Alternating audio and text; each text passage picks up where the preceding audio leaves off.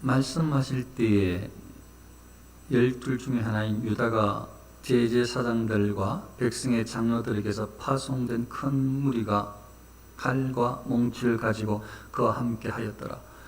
이 말씀하실 때의 말은 바로 앞에 말씀이죠. 일어나 함께 가자. 보라, 나를 파는 자가 가까이 왔느니라. 이제 이 말씀을 하실 때인 거예요. 그러니까 앞에 이제 지금까지 쭉 설교를 이제 했었어요. 이제 산에 오르시고 기도하시고 그 과정에 갔다 왔다 하시면서 오직 하나님 뜻대로 되기를, 아버지 뜻대로 되기를 바라는 그런 어떤 은혜 가운데로 예수님께서 온전하게 기도하시고 이제 그렇게 제자들로 또 교훈을 하셨는데, 제자들은 이제 육신이 약하기도 하고 아무튼 기도를 제대로 하지 못하고 있는 중이었어요. 그래서 기도를 못했죠, 제자들은. 그런 과정 가운데 이제 이런 파는 자가 이제 왔다라는 그런 예수님께서 말씀을 하시는 겁니다. 근데 실제로 이제 다가옵니다. 이 장소가 어딘가 하면 겟세마네 동산 기도하시는 그 처소인 거예요. 그러니까 언제 말씀을 드렸는지 정확하지는 않지만 제가 가룟 유다가 예수님께서 습관을 쫓아서 기도하시러 간 그곳을 알고 있는 거죠. 어디로 가면 조금 요 시간대에 어디로 가면은 예수님을 잡을 수 있는지 가룟 유다가 아는 거예요. 그래서 가룟 유다가 이 예수님과 함께 식사를 하고 다 발각되고 난 다음에 이제 앞에 뛰쳐나갔잖아요. 그 사단이 그걸 확 휩싸였잖아요. 그렇게 이제 나갔는데, 그리고 나서 계속 죄를 짓는 거예요. 악을 행하는데 어떻게 이제 가룟 유다가 그 사람들이 이끌고 왔는가 하면 그 시간대라면 예수가 어디에 있는지 아는 거죠. 그래서 예수님을 잡으러 온 거죠. 사람들은 무리를 끌고. 근데 오늘 보면은 이게 이제 그냥 사람들은 아닌 것 같아요. 또 다른 데 이렇게 성경을 비교해 봐도 뭐 마치 군인급에 해당되는 아주 그런 사람들 같아요. 그 젊은이들로 그렇게 이해하시면 되겠어요. 그래서 어떤 학자는 이거는 로마 군병들을 데리고 왔다고 보는 학자도 있기도 해요. 그럴 수도 있고, 아니면은 대제사장들이 부리는 그런 사람들 중에도 그런 이게 마치 민병대처럼 그런 쓰는 사람들도 있었는데 그런 사람일 수도 있어요. 뭐 누가 들어도 상관이 없어요. 아무튼 아무 힘없는 사람이 지금 무리들이 와가지고 예수님 잡겠다고 온 건 아니라 이 말이죠. 아주 힘이 있고 아니면 군인일 수도 있고 아니면 민병대원일 수도 있고 뭔가 뭐 전역한 사람이든 군인이든 간에 뭔가 힘 있는 사람이다 이 말이죠. 지금으로 말하자면 그런 사람들을 많이 이끌고 온 거예요. 예수님을 잡아가려고. 칼 가지고 오고 몽치는 몽둥이, 경찰들이 차고 있는 이 몽둥이, 그렇게 생각하시면 돼요. 봉, 클럽, 그거 가지고 온 거예요. 가지고 이제 그와 함께 하였더라. 예수님이 잡으러 온 거예요. 굉장히 많은 사람들이 왔어요. 그래서 학자들의 견해도 그렇게 말하는 사람도 있고, 저도 그렇게 곰곰이 생각해 보니까 이 사람들이 생각을 아주 많이 한 것 같아요. 이제 제가 한번 이제 그 사람들이 이런 생각을 했을 것 같다, 그렇게 생각한 것 제가 이제 한번 좀 생각을 해보면, 왜 이렇게 많은 사람들을 데려왔는가? 예수님은 아주 선하고 의로우신 분인데, 그런데 이렇게 많이 데리고 온 이유는 혹시라도 예수가 하나님의 사람이라고, 선지자라고 사람들이 인정하고 그런 능력을 유다가 나 봤다, 기적을 행하는 사람이다 그 사람은. 그래서 혹시라도 그 사람이 기적을 행할 수 있기 때문에 한두 사람 가가지고는 기적 행하는, 능력 행하는 사람한테 안 된다, 그렇게 다 입을 맞췄을 수도 있어요. 기적을 행하는 사람이니까, 이적을 행하는 사람이니까. 그래서 한두 사람 갖고는 안 된다 이 사람은, 그렇게 생각했을 수도 있어요. 또 혹 예수님이 순순하게 그렇게 할지는 몰라도 그 만일 12제자, 11명 제자죠. 이제 11명 제자가 그냥 막 칼 가지고 있는 사람들 있고 하는데, 여기 그 칼의 용도는 사람을 죽이겠다고, 맞서겠다고 있는 용도가 아니고 평상시 일상생활이 필요해서 가지고, 산에 갈 때 시골에 어디 뭐 가지고 가죠? 낫 가지고 갑니다. 왜요? 그 용도가 얼마나 많은데요. 가면서 가지치기도 하고 풀도 베기도 하고, 가는데 산에 갈 때 이게 안 다치게 뭐 이렇게 싹 걸기도 하고, 그 탄탄한 낫을 가지고 가지고 어떨 때는 막 그 산 낫 하나로 가지고 나무도 해야 됩니다. 조선 낫으로. 그러니까 뭐가 이게 다 가지고 온 데는 다 이유가 있는 거예요. 다 그런 필요가 있는 거죠. 아무튼 그렇게 이제 혹시라도 이 사람들이 칼을 가지고 있으면, 이 제자들이 칼을 가지고 있으면 우리가 이 11명을 다 잡아가려면 혹시라도 절대 예수님을 못 보내겠다 이렇게 하면 이거 안 되는 거죠. 그러니까 굉장히 많은 무리가 왔을 수가 있는 거예요. 안 되면 다 잡아버려야지. 혹시라도 그 말고 또 다른 사람들이 몇 명 더 있으면 11명 추가해가지고 제자들뿐만 아니고 원래 제자들만 그 올라가는데 혹시나 내가 놓친 가룟유다가 내가 놓친 사람들이 더 많은 사람들이 원래 예수님을 따르는 사람들이 더 많잖아요. 더 많은 사람들이 혹시나 오늘 밤에 있다면 그것까지 다 일당들 소탕해야 되니까 아주 많은 무리를 데려갔을 것 같다는 거예요. 제 생각도 그래요. 그래서 제가 지금 설명을 해봤어요. 한두 명 젊은 사람들 데려온 게 아니라 부님처럼 이렇게 용맹한 사람들 그리고 상당수 많은 사람들을 다 가정해가지고 왔을 것 같다. 동의가 된다. 그래서 설명을 좀 해왔어요. 지금 이제 아무튼 그 사람들이 쭉 다 왔어요. 예수님을 잡으려고.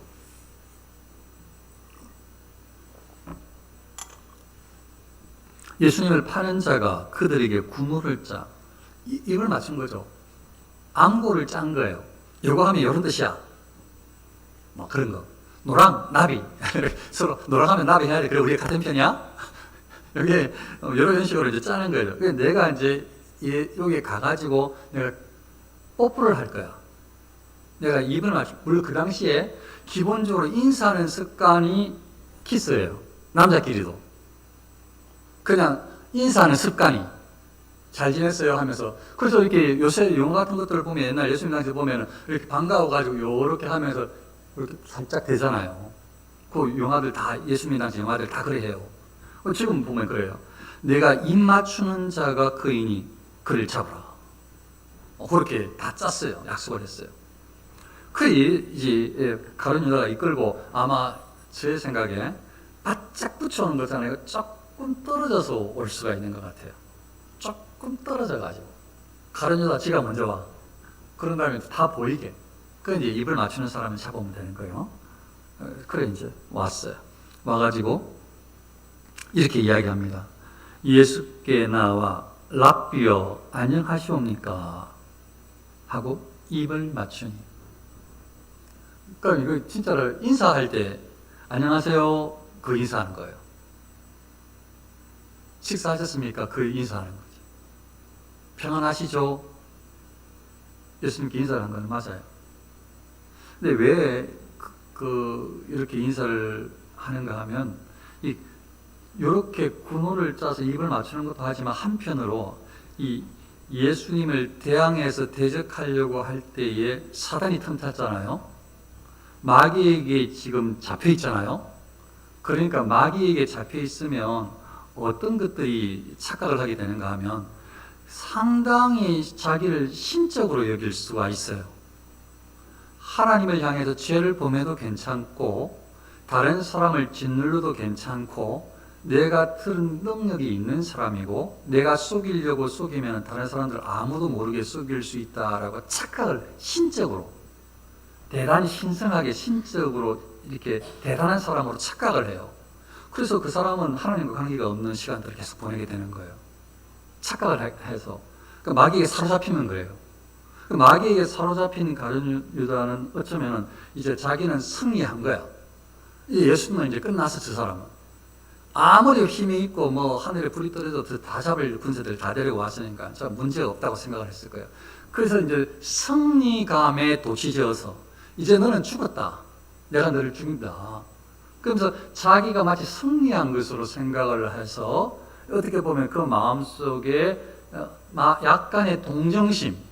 그래서 내가 한때 선생이라고 오셨던 사람인데 그렇게 생각을 하면서 위선적인 말로 웃어가면서 예수님을 다 속인다고. 예수님이 하나님의 아들인데 그걸 잊어버리고 자기가 예수님을 위선적으로 행동하는 거 다 속일 수 있다고 생각을 하면서 말과 행동으로 하나님을 속일 수 있다고 착각한 나머지 귀신에게 사로잡혀가지고 그렇게 행동을 하는 거예요. 그래서 와가지고 예수님 앞에서 선생님, 랍비가 선생님이잖아요.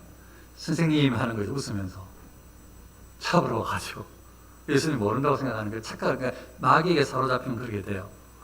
당연히 다 아시는데도 모른다고 생각하는 거죠. 아무도 모른다. 예수님도 모른다. 그래서 선생님 하면서 안녕하세요 하면서 마음속으로 어쩌면 너는 끝났어. 그걸 말 하지 않죠. 안녕하세요. 건강하십니까?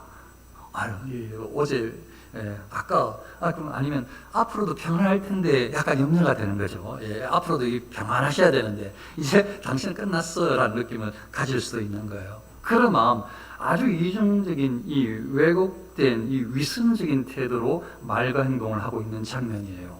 그래서 이렇게 선생님 안녕하십니까 하면서 입을 딱 맞추죠. 약속한 그대로 자기가 생각했던 대로 다 이루어지고 있는 거예요. 저들과 짠 군호가 그렇게 요 사람이 차별 거라고 했으니까 그대로 되네. 와, 이게 나쁜 짓 해도 아무 문제가 없어. 다 이루어져. 하고 싶은 대로 해도 다 돼. 그렇게 그대로 한 대로 아무 일 안 벌어져. 그러니까 그대로 악을 계속 행하는 거예요. 사단에 사로잡히면 계속해요. 그래서 안녕하십니까 하면서 입을 딱 맞추죠. 하나님은 속일 수가 없어요. 예수님은 그의 의도를 하고 반갑다야 뭐 그렇게 말씀을 하신 것이 아니라 예수님 바로 말씀하십니다. 친구여, 네가 무엇을 하려고 왔는지 행하라. 네가 하려고 행하려고 했던 거 그거 알고 있다는 거죠. 그래서 행하라 라는 거예요. 아주 중요한 교훈력이 있다고 생각합니다. 사람은 속일 수 있으나 당연히 사람도 안 속여야 됩니다. 우리는 그게 하나님의 사람들이 나아갈 길입니다. 그거 익숙해지면 절대로 안 돼요. 그러나 기본적으로 하나님의 사람들이라면 알아야 되는 것은 하나님은 절대 속일 수 없다라는 이 두려움을 알아야 돼요. 절대로 위선은 하나님께 안 통한다. 이걸 빨리 깨달지 못하면 큰일 납니다. 계속 멸망의 길을 쫓게 돼요. 하나님 앞에서는 절대 통하지 않는다. 어느 것도 속일 수 없다. 어떤 말도 행동도 마음속에 어떤 일의 부정직함도 하나님은 속일 수 없다는 거예요. 사람은 다 속일 수 있어요. 사단은 그 마음을 그렇게 주죠. 다 속일 수 있어. 뭐 하나님의 본데? 하나님도 바쁘셔. 식사하실 수도 있고 주무실 수도 있고 뭐 하나님이 남아봐야 되나? 다 아직 전쟁통에 일어나는데 기도하는 사람 얼마나 많은데 그 사람 듣다 보면 내가 지금 뭐 하는지 모를 수도 있지. 뭐 굳이 또 뭐 하나님 아셔도 신경 안 쓰는 것 같더라. 그러다 보면 뭐 하나님 어디 계신가? 이렇게까지 되는 거예요. 그러니까 믿음이 없어지는 거죠. 하나님을 부인하게 되는 거죠. 그렇게 좀 행동을 하는 거예요. 너무 두렵다라는 것입니다. 예수 그리스도는 하나님은 우리의 중심을 아신다. 어느 누구도 속일 수 없다. 하나님 앞에서는 정직하는 것이 최고다. 그게 살 길이다. 은혜 받는 길이다. 라는 것을 적어도 성도님들은 그리스도인들이라면 우리는 알아야 돼요. 그래서 예수님께서 말씀하십니다. 친구여, 네가 무엇을 하려고 왔는지 행하라. 이에 그들이 나와 예수께 손을 대어 잡는지라. 어제 다 짰으니까 키스까지 했으니까 나 예수님을 잡습니다. 예수와 함께 있던 자 중에 하나가 손을 펴 칼을 빼어 대제사장의 종을 쳐 그 길을 떨어뜨리니 예전에 설교할 때도 전에는 이 다혈질인 베드로에만 접근을 해가지고 베드로가 이렇게 했다고 이렇게 말씀드렸는데 그것도 맞긴 한데 또 깊이 있게 연구하는 학자의 의견을 조금 참고를 해보니까 어떻게 이해를 하는가 하면 성경 구절을 찾아서 이게 사복음서에 다 나오는 장면이거든요. 그게 이 구절을 찾아서 설명을 하는 게 이해가 되어졌어요. 누가복음의 구절, 이 구절을 이렇게 되어 있어요. 누가복음에 그의 주위 사람들이 그 된 일을 보고 여짜오되 주여 우리가 칼로 치리이까. 자, 다시요. 이제 제가 전에까지만 해도 설교를 한두 번 했잖아요. 이 장면에. 전에까지만 베드로가 성격이 급해서 욱 하는 사람이라서 먼저 확 나섰다. 이런 느낌으로 전달을 했었어요. 그런데 지금 방금 한 학자의 의견을 제가 소개를 하고 싶다고 했잖아요. 그 구절 근거가 이거예요. 누가복음 22장 49절에 그의 주위 사람들이 그 된 일을 보고 여짜오되 주여 우리가 칼로 치리까. 주위 사람들은 제자들입니다. 베드로뿐만 아니라 주위 사람들이다. 어쩌면 베드로만 칼 찬 것이 아니고 다른 사람들도 필요에 따라서 칼을 차고 다녔어요. 필요할 때 뭐 사과라도 깎아 먹으려고 과일이라도 깎아 먹으려고 칼을 찼을 거라. 그래서 칼 찬 사람들이 그게 사람들 죽이려고 칼 찬 건 아닐 텐데 그런데 여기에 지금 이렇게 말하는 거예요. 자기 방어용으로 칼을 가지고 있는 사람들이 있을 텐데 우리가 지금 방금 우리가 주여 우리가 칼로 치리까. 우리가 지금 원래 사람 숫자로 상관은 안 되겠지만 우리 주님은 하나님의 아들이거든. 그러니까 하나님 아들이 우리와 함께 하시면은 우리가 적은 숫자지만 우리가 용맹하게 한번 해볼 만하거든. 그래서 우리가 한번 칠까요? 우리 칼 가지고 있는 사람들이 있는데 칼로 칠까요? 이렇게 했다는 거예요. 제자들이 다, 대부분의 제자들이 충분히 동의가 되어집니다. 그 상황을 보고 베드로는 막 욱해가지고 막 칼로 뭐 이렇게 하는 게 아니라 제자들이 전부 한 마음으로 이거 지금 막 상황이 긴급하고 하니까 저 사람들이 막 칼 가지고 몽둥이 가지고 하니까 너희들만 칼 가지고 있나? 우리도 칼 가지고 있다. 칼 막 꺼내면서 막 우리가 칠까요? 이렇게 한 거죠. 이제 구절에 보면. 근데 물론 거기에 나선 다른 데서는 베드로만 이야기를 하는 겁니다. 베드로 정말로 칼로 그냥 막 급하게 그냥 말구의 길을 잘라버리잖아요. 물론 그러고 나서 예수님께서 그렇게 하지 말라고 하시고 길을 붙여서 산 낫게 해주시거든요. 야, 이런 기적을 봤으면 그 사람들이 주님 항복해야 되는데 지금 그들 눈앞에 이 기가 떨어져 가지고 붙는 장면을 다 봤을 텐데 상관이 없어요. 마귀에게 사로잡혀지면 하나님 말씀이 들려져도 능력을 봐도 상관이 없어요. 안 믿어요. 그냥 자기들이 하려고 하는 죄를, 악을 행해요. 죽이려고, 잡으려고. 그 예수님 그냥 잡는 거예요. 아무튼 이제 베드로가 칼로 착 치니까 예수님께서 하시는 말씀이 내 칼을 도로 칼집에 꽂아라. 칼집에 칼을 다시 꽂아 넣어라. 칼을 가지는 자는 다 칼로 망한다. 칼을 가지고 생각하면 칼로 망한다 라는 겁니다. 여기에 오늘 나누고 싶은 두 번째 교훈이 있어요. 평안할 때는 주여 주님 말씀대로 따르겠습니다 했는데 어떤 일이 발생하면 주님을 제끼고 하나님 말씀에 귀 기울인다는 걸 제끼고 내 마음대로 하려고 하는 생각들이 그리스도인들에게도 일어날 수가 있어요. 그냥 좋을 때는 좋은데 어떤 일이 예상치 못한 일이나 내 마음속에 어떤 욕심이나 뭔가 이런 일이 일어나면 예수님의 말씀을 일단 제끼고 하나님의 말씀이라는 것을 일단 제쳐놓고 내 욕심대로 내가 생각하는 내 방법대로 일단 하고 보겠다라는 생각이 생각 외로, 예상 외로 교회 다니는 성도들에게도 그리스도인들에게도 그렇게 잡힐 수가 있어요.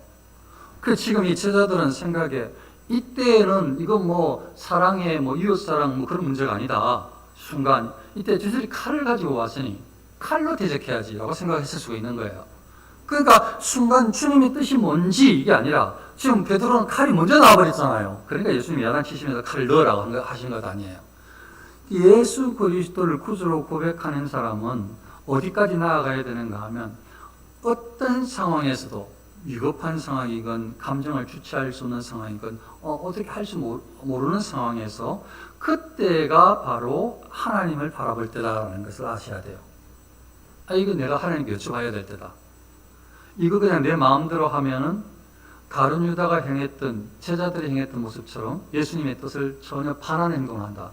가룟 유다는 아예 사단에게 사로잡혀가지고 악마짓하고 예수님을 이렇게 속이고 미선적으로 행동하고 말하고 있고 제자들은 자기들은 예수님 품에 속했는 줄 알았는데 예수님의 말씀 의도를 왜곡시키는 행동을 지금 하고 있거든요. 둘 다 거기 있는 사람들이 다 예수님께서 진정으로 원하시는 뜻을 다 놓치고 있단 말이에요. 그러니까 어떤 어려운 일이 있을 때, 어떤 상황이 발생했을 때에, 아니면 이 마음속에서 뭔가 일어나는 이 불합리한 성경적이지 않는 그런 것들이 움틀거릴 때에, 그걸 악을 행하려고 할 때에 주의해야 돼요. 하나님의 사람들은. 하나님의 말씀을 쫓는 것이 유익이다. 하나님이 지켜보고 계시다. 라는 것입니다. 그 예수님은 칼을 가지고 있으면 칼로 다 망한다. 이렇게 말씀하시고 꽂으라고 말씀하십니다. 그럼 예수님께서 말씀하십니다. 내가 내 아버지께 성부 하나님께 구해서 12군단 더 되는 천사를 보내게 할 수 없냐. 일단 12는 완전수입니다. 그러니까 수많은 완전한, 그러니까 최고의 완전한 이 천사들을, 꽉 찬 수없는 천사들을 하나님께 기도해가지고 보내서 해결할 수 없을 줄 아느냐. 이 말이죠. 천사를 보내게 할 수 없는 줄 아냐. 할 수 있으시죠. 하나님의 아들이시고 하나님이신데. 그런데 그냥 지금 우리가 할까요? 이거 어떻게 할까요? 우리가 저 다리를 칠까요? 이렇게 하고 있으니까. 아니, 나는 하나님의 아들인데, 하나님인데. 내가 그거 천사들 보내가지고 못할 줄 아냐. 이렇게 예수님께서 말씀하시는 거예요. 그러니까 지금 제자들조차도 예수님의 뜻을 지금 왜곡시키고 있는 거죠. 이 일어난 상황이 너무 긴급하다 보니까. 놓치고 있는 거예요. 하나님, 예수님께 죽지 않는 거예요. 내가 만일 그렇게 하면 이런 일이 있으리라 한 성경이 어떻게 이루어지겠느냐 하시더라. 지금 예수님께서 하신 말씀이 놀랍습니다. 이런 일이라는 것은 예수님께서 잡히시고 매 맞으시고 피 흘리시고 고난 당하시는 이런 순환 과정이 다 이 구약에 예언되어 있잖아요. 그러니까 이런 일이 없고 천사가 내려와서 다 친다든지 갑자기 11 제자가 용명을 발해가지고 일당백으로 적을 다 친다든지 그러면은 하나님께서 그리고 삼위 하나님이 정하신 구원의 과정 가운데 예수님이 고난을 당하는 그런 일이 어떻게 이루어지겠느냐 이 말씀인 거예요. 지금 예수님께서 하시는 말씀. 그러니까 너희들이 지금 하나님의 말씀을 모르고 있는 거죠. 제자들도. 그래서 예수님은 항상 어디 관점에 성경이 어떻게 이야기하고 있는가? 하나님께서 뭐라고 말씀하셨는가? 당신에 대해서 어떻게 예언되어져 있는가? 예수님은 그 예언되어져 있는 그대로 순종하며 이 땅을 사시고 이루어 가시는 분이십니다. 그분이 하나님이십니다. 그래서 어떻게 이루어지겠느냐 이렇게 하셨습니다. 그리고 그때에 예수께서 무리에게 말씀하시되 이거는 이제 무리는 제자들 말고 잡으러 온 저들을 향해서 너희가 강도를 잡는 것 같이 칼과 몽둥이를 가지고 나를 잡으러 나왔느냐? 맞죠? 몽둥이하고 칼 들고 왔죠? 내가 날마다 성전에 앉아 가르쳤으되 너희가 나를 잡지 아니하였도다. 성전에 앉아서 가르칠 때 너희가 왜 안 잡았다? 나를 잡을 기회가 훨씬 더 좋았는데 이 산에까지 와가지고 수고해가지고 수고롭게 이 산에 와서 또 날도 어둑어둑한데 환할 때 대낮에 아무도 어디 도망갈 수도 없이 뺑 둘러싸가지고 이 성전에 가르칠 때 탁 잡으면 훨씬 쉬웠을 텐데 왜 지금 이렇게 잡으러 왔겠느냐 이 말씀이죠. 그때가 그때는 너희들이 나를 잡지 아니하였다. 그러나 이렇게 된 것은 다 선지자들의 글을 이루려 함이니라. 이거 전부 예언돼 있어서 그렇다는 거예요. 하나님 말씀대로 이루어지기 때문에 이런 일이 지금 일어나고 있는데 저들은 예수님을 잡으러 온 저들은 어떤 사람들은 그냥 나름대로 잘못된 왜곡된 신앙으로 그냥 참남한 예수를 잡자라고 해가지고 그냥 사람들을 이끌어 쓸 수 있고 가룟 유다는 그냥 예수님을 팔아야지라고 생각을 했다가 그 사람한테 예수라는 사람한테 기대한 거 소용이 없다라면서 사단에게 사로잡혀가지고 그냥 악하게 행동할 수도 있고 몽둥이 들고 칼 들고 오는 사람들은 그냥 순종해야지 싶어가지고 따라왔을 수도 있는데 어쨌든 간에 어떤 의든지 간에 지금 선한 의로운 예수님을 잡으려고 다 왔는데 그들은 자기들에게 일어나는 방식대로 자기들이 할 수 있는 그런 사고방식에서 가장 좋다고 생각하는 대로 약속을 하고 사람들을 데리고 오고 사람들을 빌려오고 이렇게 해가지고 지금 이런 일이 일어나는 거예요. 그 사람들은 까마득하게 모르지. 자기들이 가장 좋은 때에 혼내주러 간다고 생각하고 잡아서 이제 어떻게 조치해야 되겠다라고 생각할지 모르겠지만 예수님은 이 모든 것들이 다 하나님의 경륜이라는 거예요. 하나님의 경륜. 이렇게 다 이루어지게 하시는 이가 하나님이시라는 거예요. 그래서 너희들이 이렇게 할 수 있었다는 거예요. 이제 불쌍하죠? 저들은 하나님의 경륜 가운데 예수님을 죽이려고 하는 데 있어서 계속 악을 행하는 것이고 이제 물론 제자들도 하나님의 경륜 가운데 있는데 이들도 조금 약해졌고 신앙적으로 약하고 참 안타깝습니다. 이걸 빨리 발견하면 너무 좋아요. 여기에 아주 중요한 교훈이 한 가지가 있는데 하나님께서 허락하시지 않고 일어난 일은 우리 삶 가운데 아무것도 없다. 대전이든 대한민국에 일어나는 일이건 나에게 여러분 자신에게 일어나는 일이건 가정에 일어나는 일이건 자녀에게 일어나는 일이건 하나님께서 허락하지 않고 일어나는 일은 이 세상에 아무것도 없다라는 걸 빨리 아셔야 돼요. 그러면은 하나님께서 모든 것들을 허락하셨는데 그 허락하신 것이 어느 입장에서 있는지는 이제 중요해요. 이 아예 저들은 그냥 처음부터 예수를 인정하지 않았기 때문에 악인들이라 죄인들이라 그들은 그렇게 그냥 예수님을 잡으러 그렇게 마음이 그때 동원돼가지고 그렇게 왔다 치더라도 제일 불쌍한 사람은 이 가룟 유다야.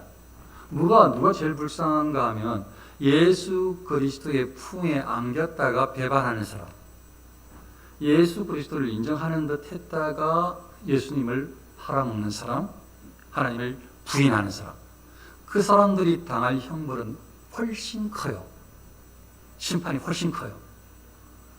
예수님을 몰라도 지옥 형벌을 당하는데 예수님을 안다고 살아갔다가 결과적으로 부인하고 지옥에 떨어지는 사람의 형벌이 훨씬 커요. 그걸 알 수가 있어요. 그래서 믿음 생활을 잘하는 것이 얼마나 중요한지를 알 수가 있어요. 아무튼 그 어느 누구든지 하나님의 경륜 가운데 없는 일들은 없는데, 그래서 가급적이면 우리는, 하나님의 사람들은 하나님의 경륜 가운데 흐르고 있는 이 시간의 이 범주 안에서 내가 하나님을 영화롭게 하는 데에, 말씀을 순종하는 데에 쓰임받고 싶다라는 그런 이 기도와 헌신의 요구가 되는 겁니다. 그래야 하나님의 사람으로 아름답게 쓰임받을 수가 있는 겁니다. 아무튼 이렇게 예수님께서 말씀하시고 나니까 이에 제자들이 다 예수를 부리고 도망하니라. 보세요. 원래 제자들은 도망하면 안 되는데 좀 전까지는 칼을 빼들고 싸우겠을까요 했는데 순간 일어나는 상황 가운데서 물론 한 사람이 먼저 도망갔겠죠. 그 다음에 다른 사람이 쭉 다 줄줄이 다 도망가는 거라. 왜 그렇죠? 이거 지난번 앞에 기도하지 않아서 그런 거죠.